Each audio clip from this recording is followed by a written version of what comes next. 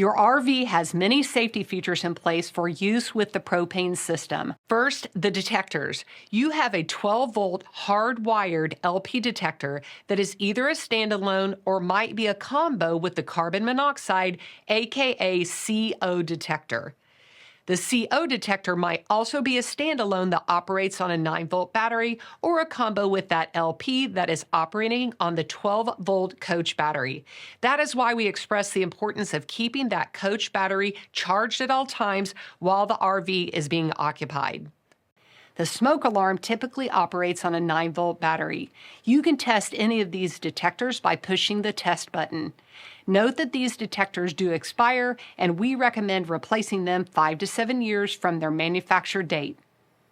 Why does the LP detector alarm go off? There are 3 reasons.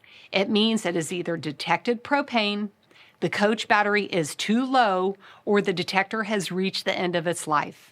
If any of the detector alarms sound, exit the RV immediately. And on this note, it's important to know where your emergency exit doors or windows are located and check often that they are operative and not stuck in a closed position. You also have a fire extinguisher which should be mounted within 24 inches of the entry door. A final reminder that the master shutoff valve for propane is your service valve located outside at the tank or cylinder. When cooking with propane at the cooktop or oven, always operate the overhead vent fan or crack a window, and that is because where there is a propane flame, there is carbon monoxide. Also, do not use your cooktop or oven for a source of heat. Another important expiration date to monitor is for your propane regulator. There are parts inside the regulator that can fail over time due to extreme weather conditions. Have them replaced every 5 years. A propane leak is probably one of the biggest concerns for RVers, and subsequently, we recommend a professional propane leak drop test to be performed annually by a trained RV inspector or technician.